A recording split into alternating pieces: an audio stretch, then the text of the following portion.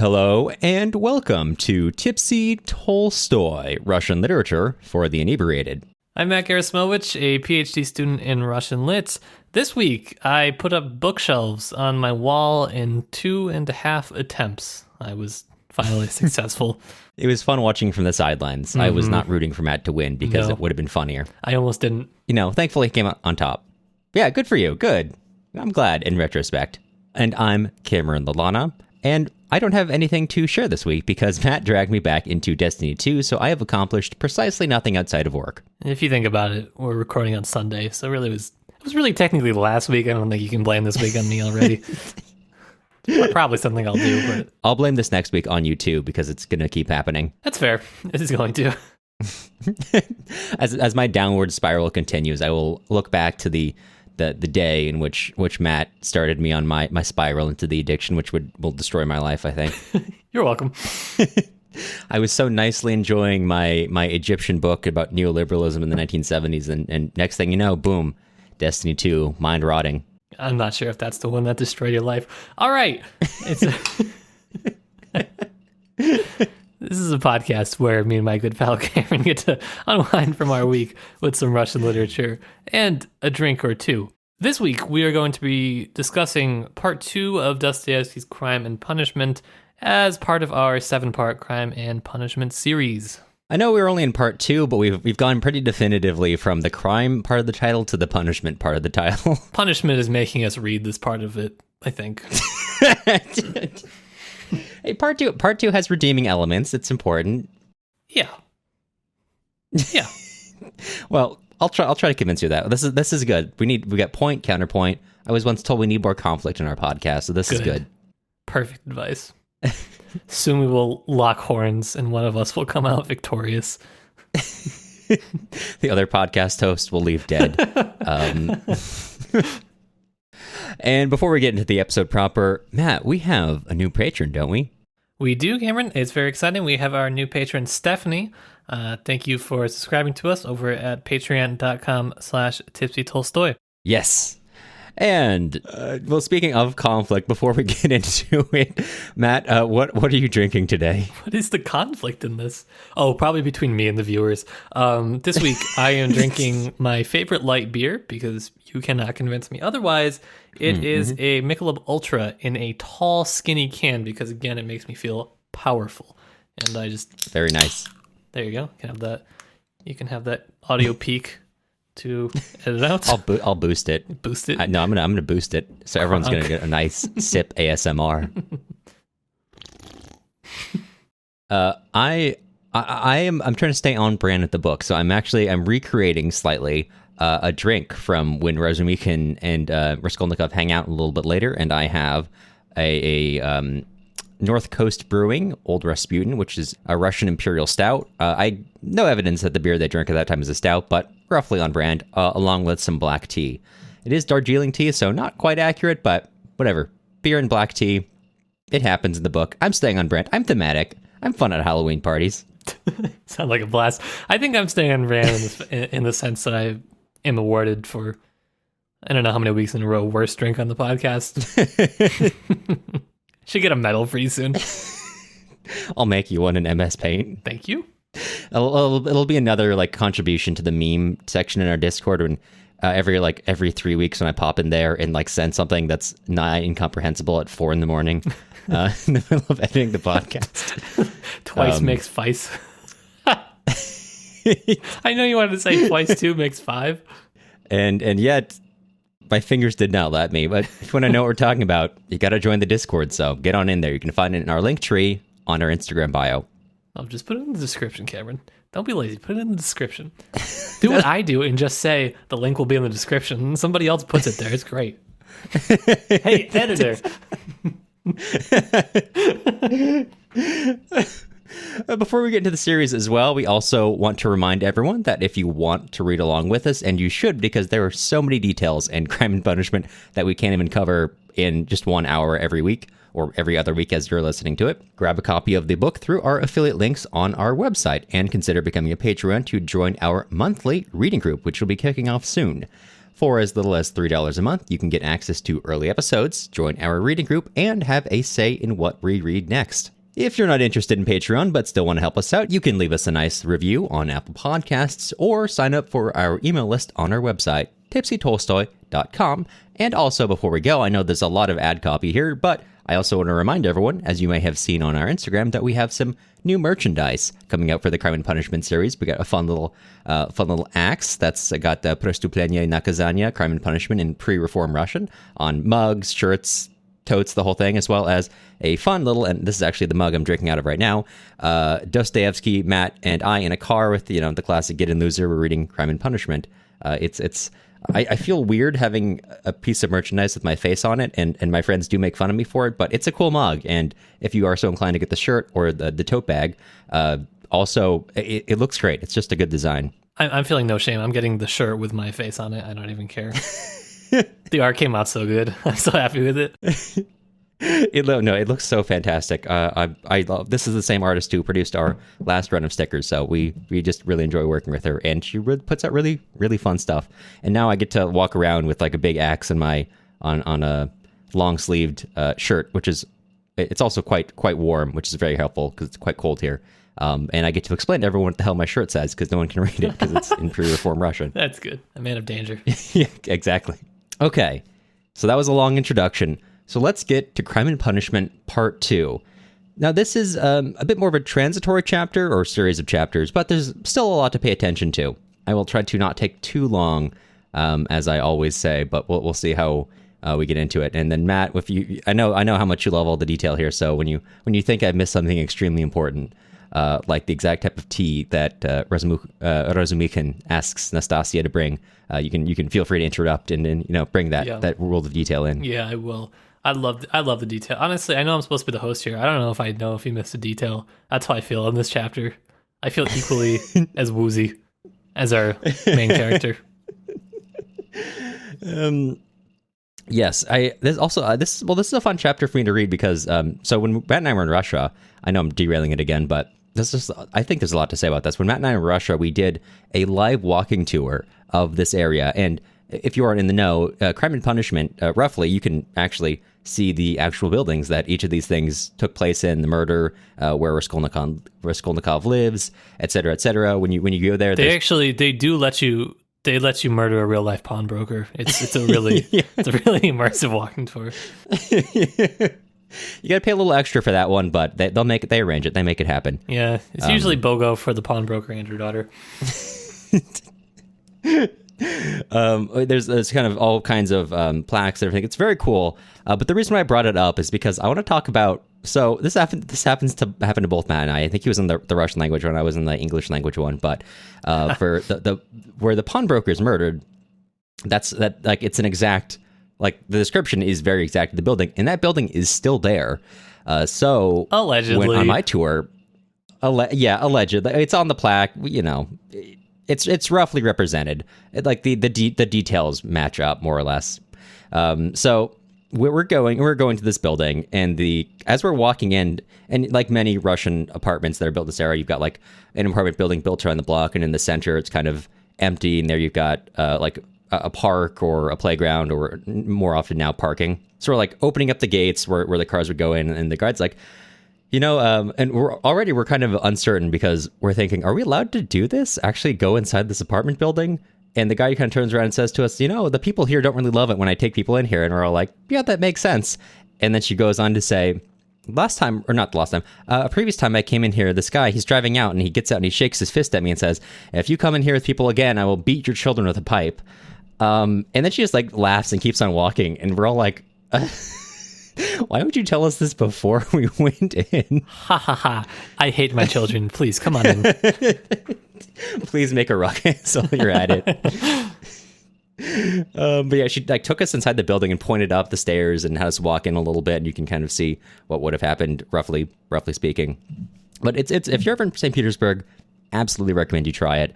It'll start and stop in the Haymarket, so you also get a good sense of what when Raskolnikov is hanging out in the Haymarket, what that's like. Not a good sense. Now it's very nice in the Haymarket. It's no longer a place for people to hang out and sell goods and be drunk. I mean, we did get drunk in the Haymarket Square at the Contact Bar because, of course, we did. But details. Now public drunkenness, public drunkenness is no longer as, let's say, generally acceptable. The Haymarket's an interesting place. It's, we recommend the tour. I think parts of it are virtual, so you can look it up online. But it's actually quite cool to see all these scenes the books not represented because it's real life. The scenes represented in the book in real life. Okay, that long aside, and I feel like I'm slowly becoming the long aside guy because we did like 8 minutes on Granada like 2 episodes back and 3 episodes back. So I hope this isn't a pattern because I think this might turn people off. So Crime and Punishment, Part 2. We rejoin Raskolnikov as he's waking up. Keep in mind that in the last part, he's kind of delirious almost after his crime. And he realized that it's now the middle of the night. And all the stuff is just out. All the evidence is in his pockets. There's still blood on his clothing and his socks. And he's super paranoid that someone had come in, even though it's 2 a.m. So he immediately begins to hide the items and try to take the sock off and all that. And amid the panic and the calm of him thinking, oh, no, I must keep my head. I've got to remember what to hide, check myself for blood, etc., he falls asleep again and is awoken by Nastasia, the house servant, along with the porter, who hand him a police summons, which you can understand after committing a murder you wouldn't necessarily love to get. I'm sure we can all relate to that feeling. So Raskolnikov, despite being apparently quite sick, goes directly to the police office, the nearest one. He walks in and he sees the crowd, a woman dressed for mourning, another woman larger, dressed up quite fancily, and when he goes up to the head clerk, whose name is Zametov, he finds out that he has, thankfully, for his sake, I guess, not suspected of murder, as he initially suspects, but has actually been summoned for a repayment of his IOU. As it turns out, as he explains to the assistant superintendent later, he's not been paying his landlady for quite a while. And this comes from the fact that when he first moved in, he promised to marry her daughter. However, her daughter, not long after, ends up dying, and Raskolnikov doesn't have a lot of money, so he just kind of stays there and doesn't pay. And for the most part, his landlady has kind of let it go. She doesn't send him up food very often, other than Nastasia bringing it up at a pity. But he's kind of explaining this. I'm not really certain how that's supposed to get him out of his IOU. All the police really want is him to make a statement about how he's going to pay them back. But he really ends up pissing off the assistant superintendent, Ilya Petrovich, who really lets loose on him. And Raskolnikov is feeling pretty bold right now, so he's actually getting kind of trading verbal blows with Ilya Petrovich, on telling him that he doesn't let anyone yell at him, and et cetera, which continues until the captain of the office, Nikodim Fomich, kind of comes in and calms them both down and is like, I just sign it and get out of here. I really don't care. So how last episode we talked a lot about the influence of newspaper and kind of current events on Raskolnikov, something we were going to pay attention to. I was kind of thinking about that in similar terms, especially during the first chapter. Raskolnikov in this part, he seems to kind of mimic a lot of the people he's talking to. He kind of has his back and forth mood swings, I guess, throughout a lot of the novel. He's very kind of unpredictable in a lot of ways. I found, at least in the initial parts of this chapter, the way he acts towards people is the way that kind of they act towards him. And he takes very extreme responses to what you may view as a small thing. I thought it was something kind of interesting in the same vein as current event newspaper impacts, to look at maybe the role of mimicry in some of the conversations. Yeah, that's a good point to bring up. And actually, I'm glad that you brought that up, because there's another detail which I think is, in the large scheme of things, is not important. But speaking of Crime and Punishment's sort of a genesis for it in the sort of sensationalist, I hesitate to say true crime, because really it's like a different genre, but 19th century Russian true crime. Well, I don't know. I would say we probably are a true crime podcast now. I'm gonna list it as one of our major categories. That's true. I guess, yeah, we are now a true crime podcast officially. Yeah. Hate it, but it is. It is what it is. Yeah, it pays the bills. It makes corporate happy. Well, our lawyer has finally stopped dropping by and leaving dead sparrows on my porch, so I'm happy about that. But speaking of kind of sensationalized crime, the larger woman I mentioned, who's quite done up, is what is implied to be the madam of a brothel or some kind of house of debauchery of some sort, because she's in there because there was a big fight in her establishment, and she's describing what's going on, and basically says it was this really drunk guy who's refusing to pay, and he ends up fighting me and some other patrons, and before it spills out into the street, which is why you got these complaints, and is I was brought in, of course, when my upstanding establishment, I really would not put up with that. And the superintendent, Ilya Petrovich, is not putting up with it. He clearly is quite familiar with this woman, and is is telling her that if we hear back from you again, we're going to kind of come down on you and ignoring you up to this point. So in this office, we're seeing some, what you almost might look up as I think last episode we kind of glibly referred to it as gossip, but talking about the various, I hesitate to call it the underbelly, because it's really not that, but the elements of society you wouldn't get in books that are not writing about, to a certain extent, common people, that are focusing on nobility, or like the parts of society they want to talk about, the nice parts that realist works are more likely to focus on than more romantic stuff. But anyway, while in the office, Raskolnikov is basically dismissed by the captain, and he, in another mood swing of his, right after having been so happy that he's actually not being suspected, almost decides to confess and actually walks towards the captain, the superintendent, or the assistant superintendent, intending to confess before he passes out when he hears the two of them talking about the case. So upon returning home from the police station, he wonders what he should do with the things he stole from the pawnbroker, because keep in mind, he only intended to steal money, but now he has a bunch of small items. He's hidden them under a floorboard, which is kind of bulging up, so he thinks, I really can't keep them here. And he's considering throwing them in the Neva as he's walking around outside, before finally he comes across a little used courtyard and stows everything under a large rock. Not even checking, including the purse, which is theoretically where the money is. He doesn't check anything. He just, all his loot that he took from this, he leaves behind. Anything he could have gained from this murder is now not gone exactly, but left behind under the rock. And then after doing this, he goes to see Razumikhin. Razumikhin is super happy to see him and immediately offers Raskolnikov some translation work to make sure that he's got some money. And then Raskolnikov does not take this well and leaves in a huff. They have a short argument about it. Raskolnikov returns back to his own room and kind of being taken down with another bout of delirium. He has a hallucination, or what initially seems to be actually a true event, of his landlady being beaten up by Ilya Petrovich, and he kind of hides in fear in his room. When Nastasia comes up to bring him some food, he asks her why Ilya Petrovich had been beating up the landlady, and she kind of looks at him weirdly and says, I don't know who Ilya Petrovich is, and no one has been beating up the landlady. Upon hearing this, Raskolnikov falls again into oblivion. This chapter is very, if you've not read it, time is weird, because it's hard to tell, is it day or night? He keeps falling asleep. He loses track of himself. He's really in a state of almost complete delirium. He's really very much come and go. Upon returning back to reality again, Raskolnikov finds Razumikhin in his room. Razumikhin explains to him that he did some pretty impressive detective work and managed to track down where Raskolnikov is living. And he's totally natural in this environment. He's flirting with Nastasia, who's quite receptive. He's talking about various gossip with Raskolnikov. For example, he's already figured out why Raskolnikov was summoned for the IOU, despite Pashenka, Raskolnikov's landlady, not normally pursuing that, because a businessman had talked her into it to get the money. In fact, I guess he'd purchased it from her to call it in, the IOU. And Razumikhin has also gone and bought the IOU back for, I think, 10 or so rubles. Razumikhin is solving all the problems of this book off screen. Great friend, really. I wish I had a friend like Razumikhin. I wish someone would buy my mortgage for like 10 rubles. Call it even. Yeah, I think so.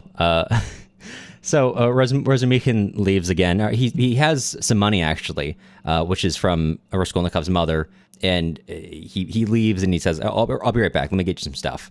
Razumikhin again returns to his intense neuroticism, considers fleeing before drinking some beer. Actually, this is the scene in which Razumikhin and Raskolnikov are drinking beer and tea. I just feel I should mention that because that's callback, that's why I'm drinking beer and tea. Raskolnikov drinks some tea and beer and falls asleep again. When he wakes, he finds Razumikhin in his room again, who now has all these clothes, and he spends multiple pages telling him about the deals that he got on the clothes while out, and while they're chatting. Raskolnikov finding this increasingly unbearable. The doctor that Razumikhin has been trying to get, Zossimov, arrives.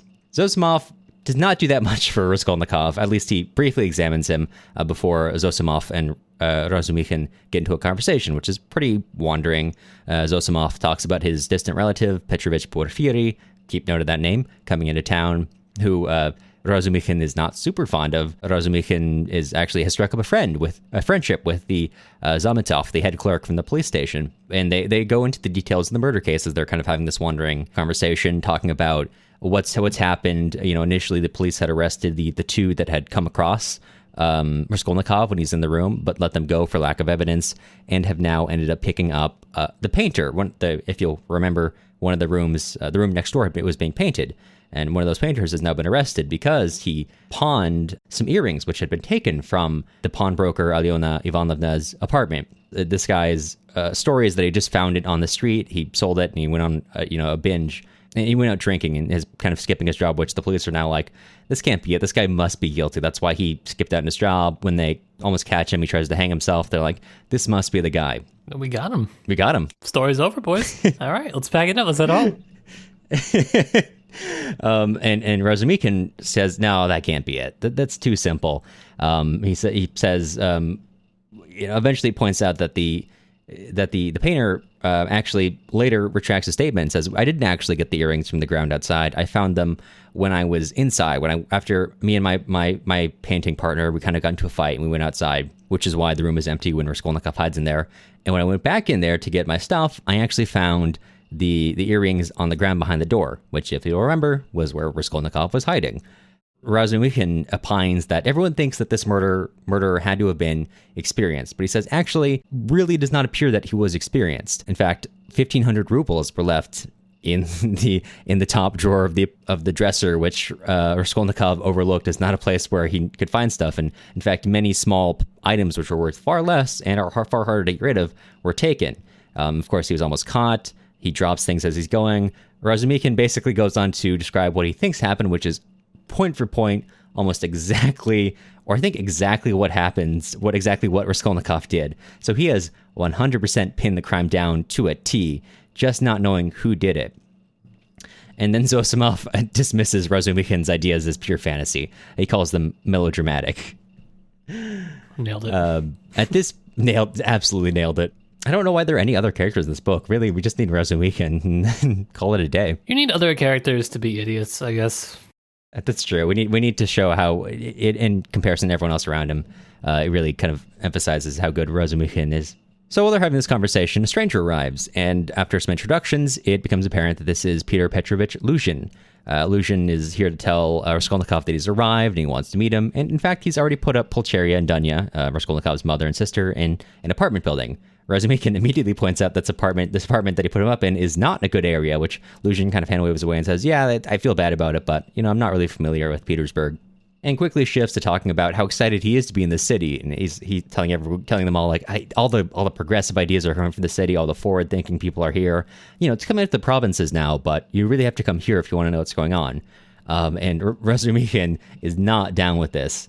And he kind of pushes back on him, and we'll talk about that a bit more later. But I just want to highlight something that Luzhin defends himself here. Razumikhin tells him that, according to his ideas, it might become permissible for an economic good to kill people. And Razumikhin defends himself. Economic ideals are not an incitement to murder, and you only have to suppose ... before he's cut off.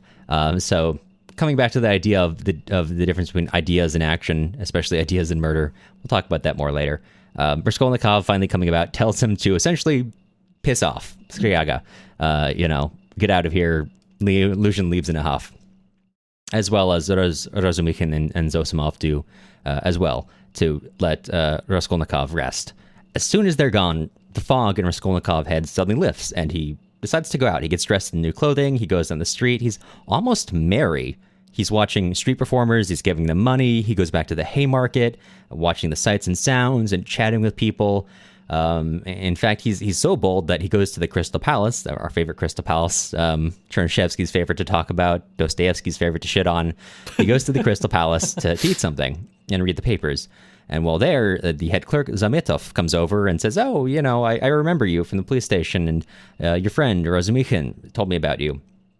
And while Zametov is trying to have a fairly normal conversation, Raskolnikov is like, hey, do you want to know what I'm reading?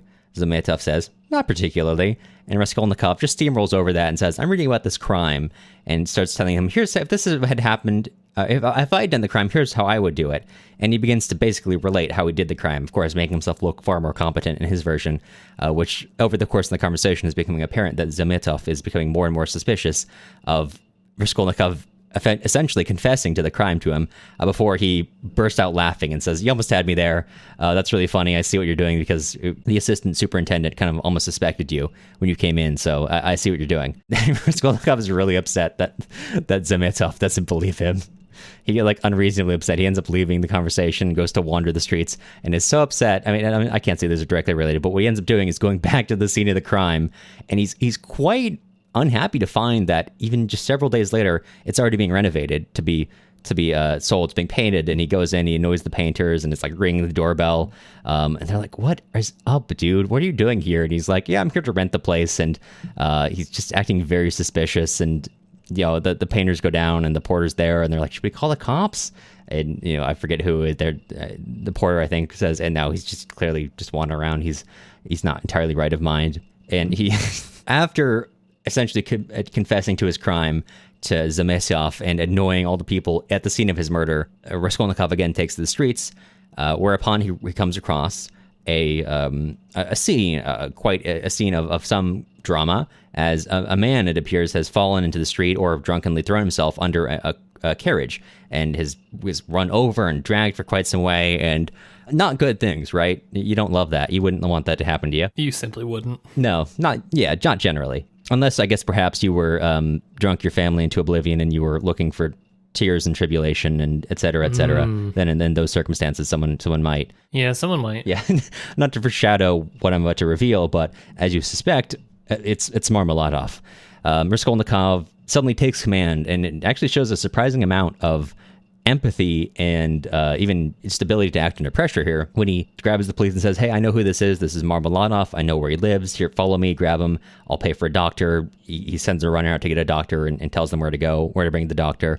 And they bring him back to Katerina Ivanovna and their kids, who is at this point, when they bring him in, she understandably quite freaks out. But very quickly, one of the things you should know about Katerina Ivanovna is that she's a very self-possessed kind of woman. So she very quickly begins treating Marmeladov. They kind of throw him onto a couch, and she thinks to put pillows under his head and do things that no one else is thinking about, and is essentially taking care of him. Arguing somewhat with the people around here, especially as finally the doctor comes in and the priest rolls in, because it's pretty apparent that Marmeladov is not going to make it.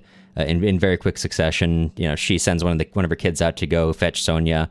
And in fact, she begins to, this is an interesting contrast. While taking care of Marmeladov, she's also arguing with the priest, who's telling her to forgive him. And she's basically saying, haven't I forgiven him for enough? Do I have to forgive him for this too? I really love this part with the priest. I like when he says, no, it would be a sin not to forgive him. And she goes, isn't this a sin? And the priest goes, well, maybe the people that ran him over would pay for some of this. And she goes, no, not the running him over, the fact that I got stuck with him for my whole life. I paraphrase, but not really. It's pretty close. And eventually Sonia comes in. She's dressed up. It's obvious that was probably out working. She's dressed up quite in what's known to be cheap but very nice clothing, in a way it's very obvious that she's taken up the yellow card.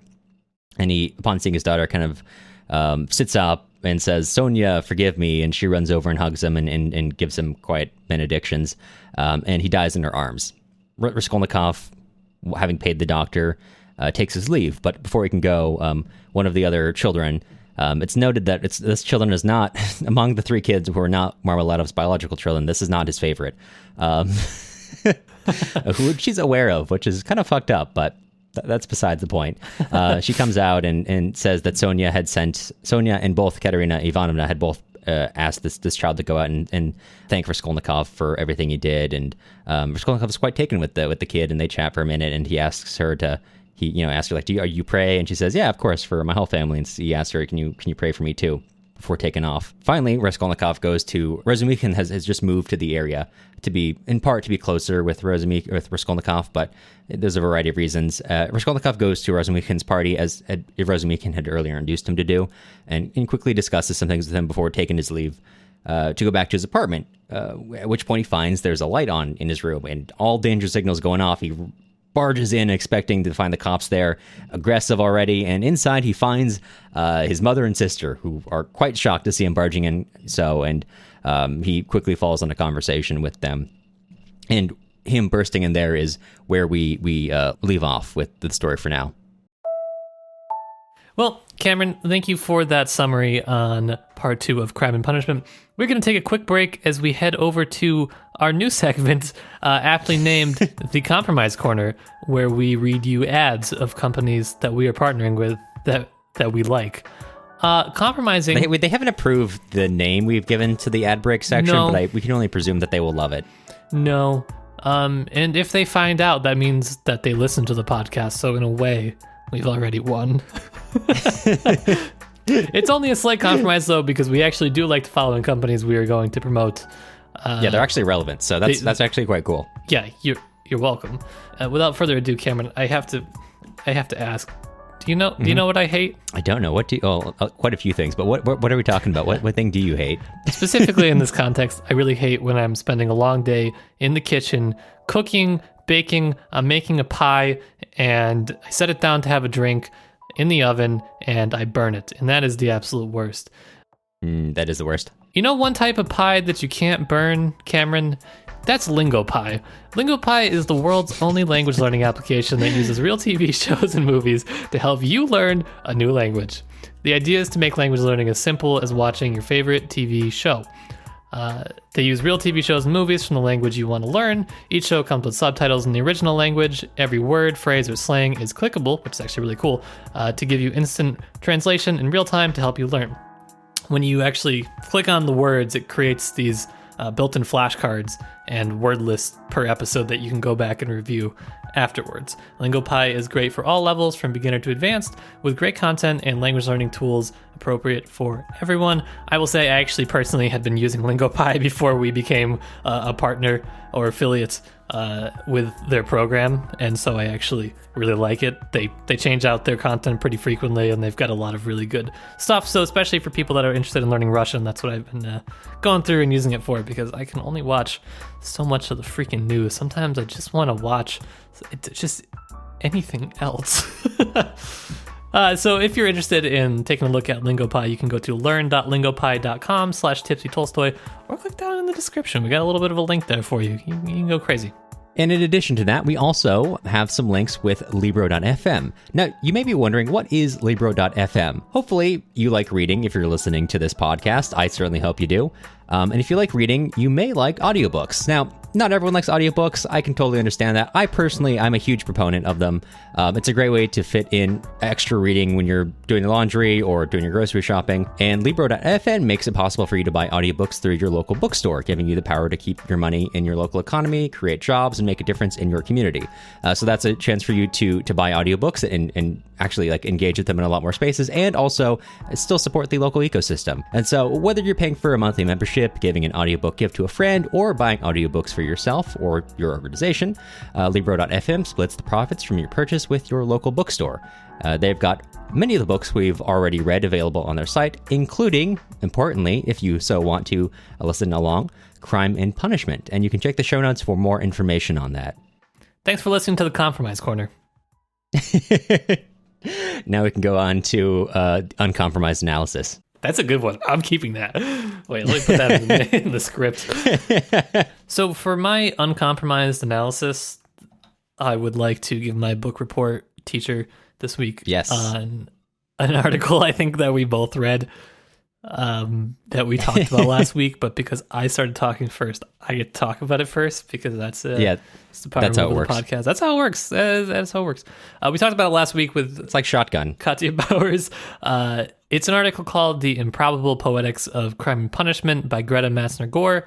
It's an article in this edited volume, Dostoevsky at 200, that was edited by Katja Bowers and Kate Holland, who is going to be coming on for an episode in the future. So that's super awesome.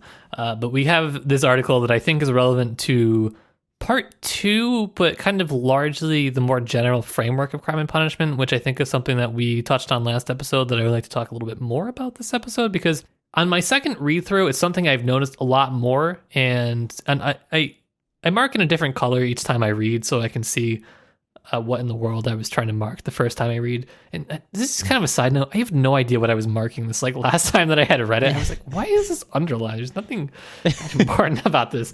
But so I've been kind of contrasting and seeing what I was looking for before compared to what I'm not looking for, but noticing more so now. And one of these is the idea of kind of coincidence, chance, fate, all of these things that are recurring themes. And as Cameron kind of alluded to earlier, as he was talking about the Crystal Palace and Chernyshevsky, the debates that were going on in the 1860s are essentially what this book is completely steeped in. The 19th century kind of intellectual, literary, it's not even just literary, it's everything. The philosophical debates that were going on at the time are absolutely present in here, in Crime and Punishment. And as Matzner-Gore argues, the moral statistics is kind of what he's arguing with. This idea that you can kind of prove free will to be somewhat of an illusion. This idea that more or less everything can be calculated statistically or mathematically, because even though there are some outliers, more or less there is this kind of everyday man or common man that will do these average amount of things very averagely. Just to add on to that real quick, I do want to bring up Matzner-Gore's point that some of this is coming from a work by Adolf Quetelet. Don't know if I'm saying that correctly. I didn't want to say his name because I knew I wasn't going to say it right. Just going to be honest. Yeah. Going to beat around that bush. I don't know if I said it. That's all right. You're getting intellectual honesty here, and by that we mean we don't know how to pronounce his name. It's a treatise on man and the development of his faculties, which, like Matt said, is kind of talking about statistics and putting forth this idea of the average man. Now, it's worth mentioning, and why I quickly broke in here, is that Quetelet himself is not trying to be deterministic about these statistics, just saying that if we look at this average person, we can generally see, we can understand from environments, et cetera, how a person's going to turn out roughly. But some people coming away from Quetelet's work then kind of believe that to be solid law, which I think in some ways is what Dostoevsky is engaging with here. The people who say, look at this idea of, within these environments, you're going to have an average person roughly, and they take that idea of the average person like, well, this is what's going to happen, instead of, as Quetelet put forth, this is what's likely to happen, which is a slight difference, but it is an important difference in the way that you start applying social policy in the difference between those two outlooks on life. And I think Dostoevsky is engaging with the latter kind of interpretation more so in this work. Yeah, no, I think you're right. I think that's a good point. Thank you for bringing that up, because I think this is kind of interesting because it kind of refutes some of the ways that I've been thinking about Dostoevsky previously. She says that Dostoevsky is not adopting this anti-scientific, anti-rationalist position that a lot of critics attribute to him. Instead, he's trying to convince his readers that the realm of scientific possibility is vaster than they think, and that it allows for the most unexpected, miraculous-seeming events. And this is a really interesting idea because he's kind of inverting this idea by using the idea itself, or some aspects of the idea itself. He takes these outlier events, these coincidences as we would call them, and essentially makes a book of coincidence, which is fascinating. That's one of the major devices of this book. These things that Matzner-Gore says it defies the law of what should happen, and in a way the book is one commonality that is run through this book is this idea. It's kind of paradoxical in a way. What should happen in this book consistently is not what happens, and that's the one predictable factor of it, and that's kind of interesting to think about when we were talking with Katja Bowers last week. Because Dostoevsky, in this quote that's in this article, it's really good and it's open access. You should totally check it out. Our editor will put it in the show notes. It's funny because the editor's Cameron. Dostoevsky actually has a quote in this article talking about newspaper, and just events of everyday life. And he says, the everydayness of phenomena and a requisite view of them is not yet realism, in my opinion, but even its opposite. And this is so different from the approach that we had from Tolstoy, who was so steeped in trying to show, right, this everydayness in Anna Karenina and things like that. Even like the death scene between Levin and his brother, just being kind of totally drawn out compared to this quick death scene that we have here with Marmeladov. It's very interesting. This article is about the way essentially these exceptional characters who are outliers to this everyday person kind of come to represent what is actually everyday, or what is actually life as he understands it, which is a much different project than Tolstoy if we were thinking about it that way. And we see things, we see these outliers throughout the book when we're talking about Sonia, this idea. It's not just being a physical outlier in what you do, it's being a mental outlier in how you think and act. The sense in the sense that she is like this saintly prostitute character. It shouldn't be that, but it is. The fact that Raskolnikov overhears Lizaveta saying when she's going to be out of the house, giving him the opportunity to commit the murder. And there's a couple other things that are mentioned in the article that I'm not going to mention because they come into later parts. But this device that actually moves the plot forward is this kind of outlier effect. And it shouldn't be that. And critics are really upset at that because it's not how things should work, as they see. I mean, she quotes Bakhtin, she quotes a number of contemporary theorists that are working on Dostoevsky in Crime and Punishment, and how it's really upsetting going into the epilogue, which we're going to talk about with Kate Holland, which I think will be really interesting. But I don't know, Cameron, what did you think about this article? Or some of the things that were interesting to you? I think you hit on a lot of the major points. One of the things that really stuck out to me is her point about how Raskolnikov is an outlier. Now, if you're looking at Raskolnikov, you might immediately assume, as Matzner-Gore argues, that the outlier of Raskolnikov is that he's got a Napoleon complex. He thinks that he's the Superman who's beyond human law and can do things beyond what other people can do. He can do crime better than the average criminal, et cetera, et cetera. But she puts forth the argument that really a young man, like a 23-year-old man committing a crime is statistically exactly the demographic that's going to commit a young man, not employed, not in higher education. That is then and now statistically a very high demographic in committing murders. That's actually not an outlier at all. A young man who thinks he's a Superman and like beyond common law, that's also, this is anecdotal, but I've met a lot of 23-year-olds. I'm not that far off from 23, not to say I was like this, but when I was in college, I knew a lot of people like this who kind of thought of themselves in this way. That's also not really an outlier. What Matzner-Gore argues is the outlier is the sense of empathy and compassion that Raskolnikov has, which he's not really displayed so far. I think it does come out in his dealings with Marmeladov, but we'll get to that a little bit more. It will come out more later in the book. And Matzner-Gore argues that that's really the outlier for Raskolnikov, is that based on who he is and what he does and what if he were the average, he would be kind of an unredeemable. He'd be like a Holden Caulfield, a much worse version of Holden Caulfield with a murder to his name, but. It's the thing that drives him on is the outlier part of his personality. The fact that despite all these things, he's also quite empathetic and in some ways quite competent, which is not displayed in the first half of the book. But however, when we come to the part where Marmeladov is dying, he immediately jumps into action. He identifies who this is. He says, tell someone to go get a doctor. I'll pay for it. Brings them to the household, is assisting Katerina Ivanovna as we're going along. He's paying attention to the kids. He's surprisingly useful and surprisingly empathetic in doing this. He really did not have to go out of his way. And he gives them most of his money.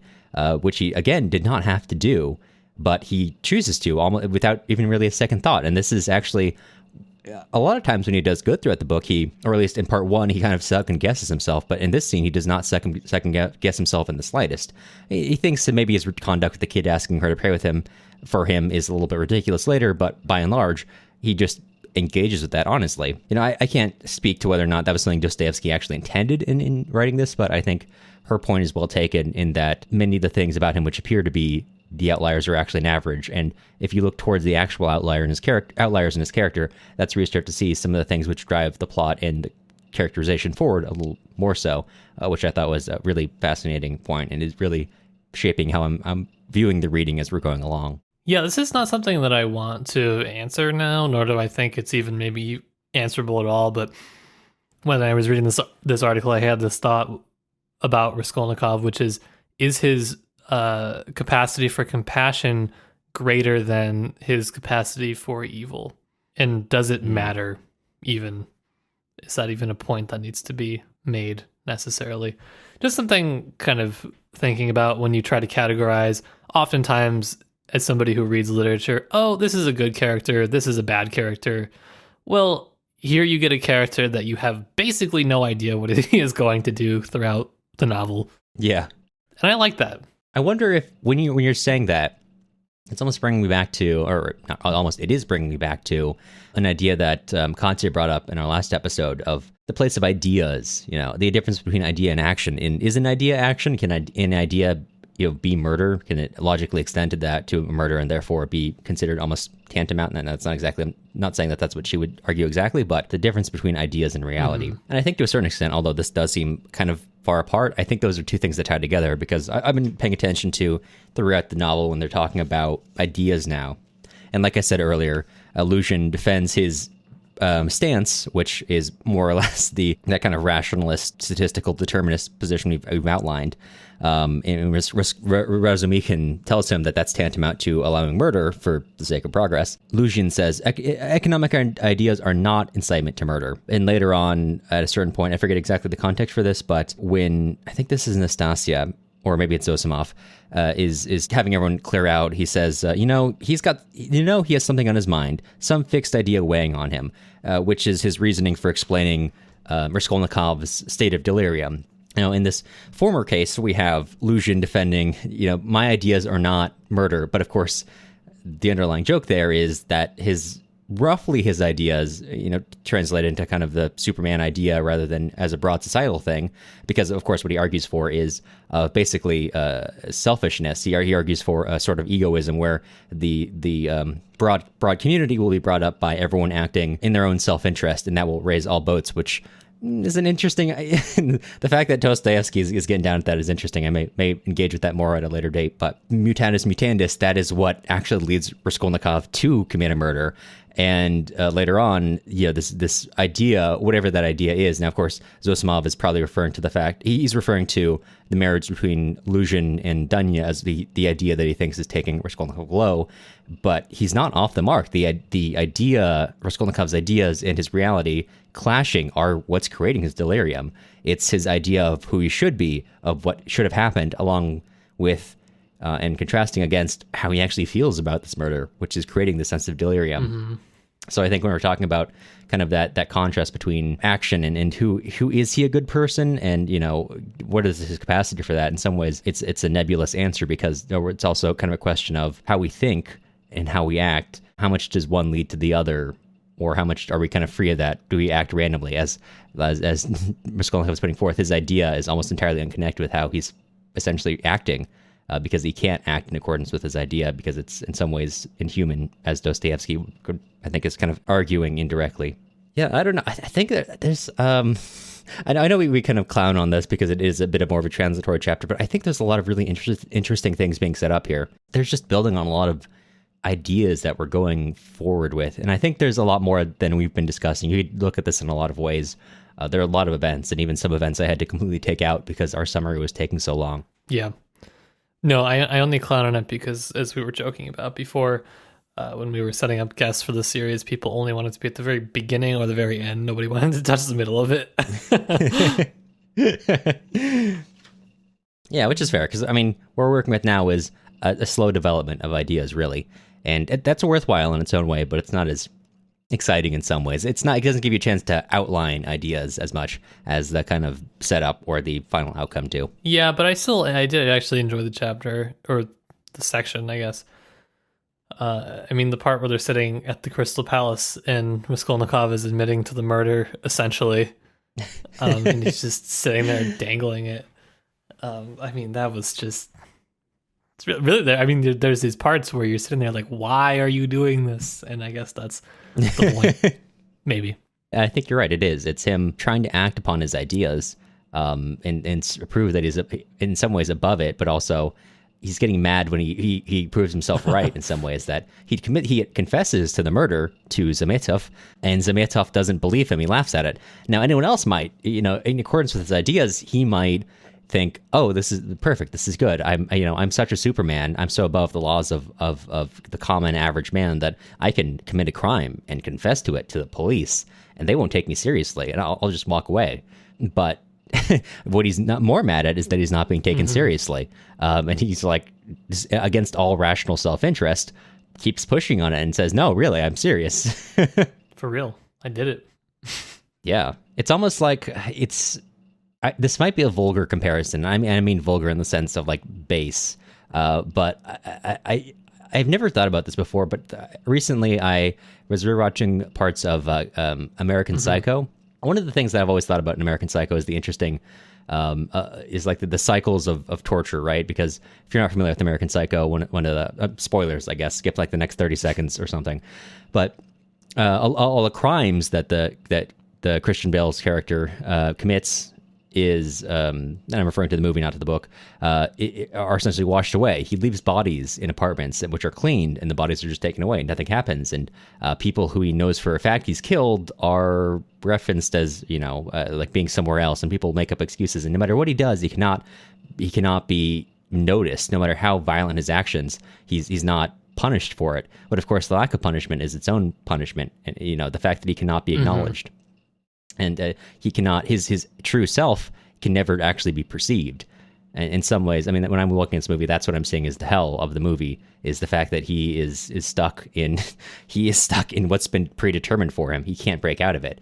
And that's what I've been seeing more in Crime and Punishment in some ways. And again, totally vulgar comparison, but for Raskolnikov, there's this clash between the idea of what he should be, how he should be acting, and the reality of like, no matter what he does, he's not, like, it's not changing things. He almost doesn't have an effect once the murder happens. He confesses to the murder and nothing changes. He goes back to the place of his murder and and essentially it bothers everyone there, even to the point where they're like, we should get the police. Someone else says, no, don't worry about it. He's just, off his rocker.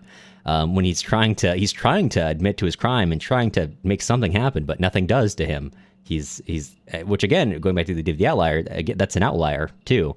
The series of coincidences which prevent him, no matter how much he confesses or tries to confess, from at least to this point in the novel, facing any consequences for it, which is a kind of special hell. Yeah, it's an interesting look into kind of, it's like criminal psychology. It's just, I don't know. The more I think about it, just interesting. I think it could be applied to true crime, and I think in this article we were reading, there's, talking about the idea of what is a criminal and what does a criminal do. Well, each criminal acts in their own way, so there's no real way to know what they're going to do. I mean, of course there is in some cases, but that's what makes this book so interesting, because Raskolnikov does just in so many ways just everything you probably shouldn't do. In that way, that's what makes people not suspect him. Yeah, it's good.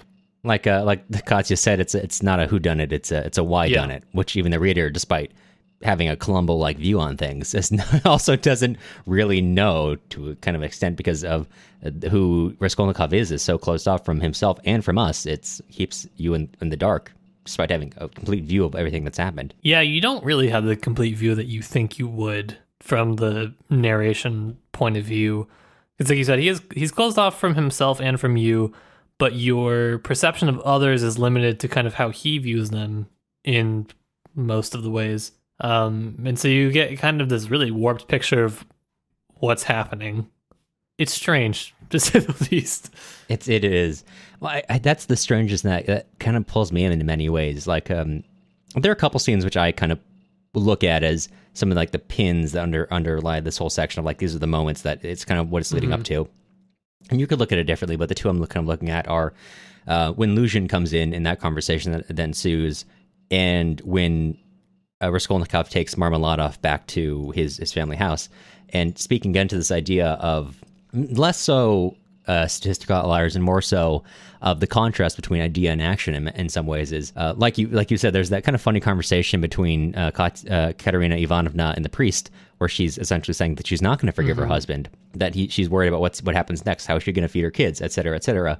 But it's kind of funny that now we have the clashing of ideas. So the priest saying, here's what you should do, and her saying, well, against God and religion, I don't want to do that because my life sucks, and I'm so angry at this man who in many ways did this to me.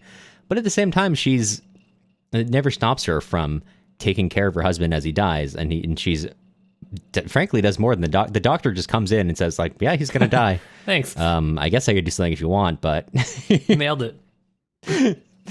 Yeah, exactly. You're telling me this man who got run over and dragged for 30 feet, dragged for 30 feet, and kicked by several horses is going to die. This is top tier work. I'm glad we're paying this doctor. And so, Katerina Ivanovna is doing way more for him as he's making him comfortable as he's passing than anyone else is. And, despite her anger, that doesn't stop her from acting upon kind of I guess you could call a basic human compassion. Mm-hmm. And her idea never stops that what would seemingly be a contradictory action, which I think Dostoevsky in some ways is posing as not entirely contradictory, that you can hold ideas which don't entirely go into reality, which don't really reflect in reality. Mm-hmm.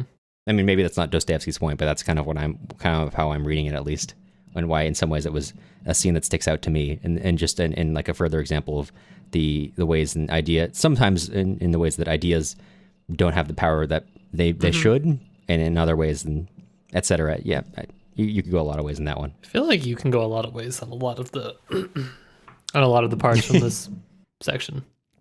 There really was a lot that happened. Yeah. It just things just keep happening. Just keep happening, don't they? Yeah, I even skipped over the part where a woman attempts to commit suicide by jumping into Nineveh, which I don't entirely know to take away from that one, so maybe that's part of the reason I dropped it from my explanation, but yeah, just a lot of things are packed into this section. There was a lot. I mostly wanted to talk about statistics. Shouldn't we all, in the end? I think Chernyshevsky would approve. Yeah, I think it's, I don't know. I think there's obviously been a lot of scholarship and a lot of people talking about individual scenes and basically every aspect of the book. It's one of the challenges of making a podcast about something that's been out for like almost 200 years. 150. Yeah, tends to be. So I'm interested in kind of looking at scholarship that's trying to redefine or kind of give you a little bit of a different angle on what exactly is happening. And like I said, when I read that article, which was really only like 10 or 15 pages, and again, open access if you want to read, made me kind of rethink a little bit of how I was conceptualizing the book, and I like that a lot. Yeah, absolutely. Again, Dostoevsky at 200 was linked in our last show notes, but it will also be linked in this show notes and probably several places at this point because we just keep bringing it up. It's a good piece. Before we kind of finish out, because I think Matt and I have kind of talked out this bit, I wanted to read two quotes to kind of support one of the ideas that Matzner-Gore put forth is that Dostoevsky is, well, trying to refute some of the ideas underlying this kind of deterministic or statistical ideas of his day. He's not rejecting it wholesale. He's just rejecting a sort of inhuman element, like an element which is trying to determine what humans should be. Whereas, of course, if you've gone this far in our Dostoevsky podcast or just have read Dostoevsky yourself, you know that he's really big on kind of that element of free will, which takes us in ways we don't expect. And I think there's two lines from Razumikhin, who, again, is always the voice of reason, which kind of support that of him not going entirely against this line of practicality, but cautioning against going into it wholesale. Mm-hmm. So in the same conversation, he says to Luzhin, we have facts, they say, but facts aren't everything, or at least half of the business... half of the what the fuck is where did I write? Half of the business is in interpreting them? Bro, that was from memory. Just give me that. Just keep that in there so everyone knows. That's why you get that PhD knowledge. At least half of the business lies in how you interpret them. So again, Razumikhin not entirely rejecting the facts that these rationalists are working with, but pointing out that facts aren't neutral, which of course they aren't. The how we perceive the world aligns not in the facts of the world, but in how we order our facts and which facts we say are more or less important. And then later on, he says to Luzhin again, practicality is a difficult thing to find. It does not drop down from heaven, and for the last 200 years, we have been divorced from all practical life. Ideas, if you like, are fermenting, and desire for good exists, though it's in a childish form. And honesty you may find, although there are people who hijack it anyway. There's no practicality. Practicality has to have some kind of experience behind it. So, in this way, we find Razumikhin arguing not against practicality as a whole, but saying it's got to have like a basis in the material world, right? We can't just talk about high-minded ideas. You've got to talk about, I don't know, the human element to some degree. Mm-hmm. Like, this could go a lot of ways, but I think in reading this, if we take Razumikhin to be a sort of voice of reason, which a sort of voice of God, which I think there are always good reasons to doubt that any particular character is a voice of God character. But if anyone is, it is Razumikhin. And you see a lot of nuance in the way that Razumikhin pushes back on these ideas of illusion and tangentially, that kind of more determinist element of looking at society. Well, Lucian's just a bad progressive in general. I mean, he wants to be steeped in these progressive ideals while he treats his wife and mother-in-law terribly. Well, and also his rational ideals are like very egoist in a sense. It's very self-interested. It's like more of a, not to call it out specifically, but more of like an Ayn Rand form of progressivism. Not to call anyone out specifically, but I'll call someone out specifically. But yeah, your point is otherwise quite well taken. He is the worst. Just can't emphasize it enough. I can't emphasize it enough. Okay, well, I think that broadly covers part 2 of Crime and Punishment. Very broadly. Matt, I gotta ask you, how have these Michelob Ultras been treating you? What's on a scale of 1 to Yeltsin? Where are you? Honestly, like 7 or 8. 7 on Michelob Ultras, really? I haven't drank in like weeks. I don't drink now except for the podcast, so I crack open a light beer and I'm like, whoa, it's weird. That's good. I think that's probably good overall. For my health, probably good. Where are you at? Yeah, I'm only like 1 beer in, so I'm not that far. I'm maybe like a 2, to be honest. Everybody boo Cameron. Boo. Something about talking about determinism and in statistics is keeping it quite sober tonight. That's unfortunate. Happens, but I'll fix that next week. I'll hopefully next week. Of course, this week the on-brand thing was to drink black tea and beer, as in the book. Hopefully next week they'll, I don't know, drink a gallon of whiskey or something so we can get back on brand. Part 3 deserves it. Speaking of which, next week, as you may very well have been able to guess, we are going to be covering part 3 of Crime and Punishment. If you're interested in reading along with us, audiobook form, physical book form, ebook form, whatever your preferred form is, take a look in our show notes or on our website, tipsytolstoy.com. We'll have links to affiliate links that you can pick up a copy of Crime and Punishment, read along with us, and we can take a little bit of that sweet money to keep supporting the podcast. Yes, it is very important. Now, there are the things like the website and the artists and et cetera, but really it's important to cover the beer money. That's actually surprisingly a really big expense of the podcast, which, I mean, given that that's our whole concept, maybe not that surprising, but I'll shut up before we get too into the depths of our finances. Matt, who are we thanking for the support of this podcast today? Yes, the people that we are thanking for not allowing us to fall into astronomical financial ruin from drinking for the podcast. We want to extend a sincere thank you to all of our current patrons. We've got Jeff, Janice, Ann, Jesse, Madeline, Alex, Daniel, Irini, Paige, Darren, Larkin, Lou, Brandon, Allison, Gary, Cole, Daniel, Jack, Lewis, Alex, Roland, Elise, Mysterious Donor Dude, Joanne, Drew W., and Stephanie. Podcasting isn't free, and grad school does not pay very well, so if you're interested in joining with our current patrons to keep the show running, take a look at our Patreon at patreon.com/tipsytolstoy. The music used in this episode was Soviet March and The Internationale by Toasted Tomatoes. You can find more of their stuff on toastedtomatoes.bandcamp.com and also on YouTube under the same username. If you're looking for other places to find us, you can also follow us on Instagram at Tipsy Tolstoy Podcast or join our email list on our website, tipsytolstoy.com. You'll hear from us again soon.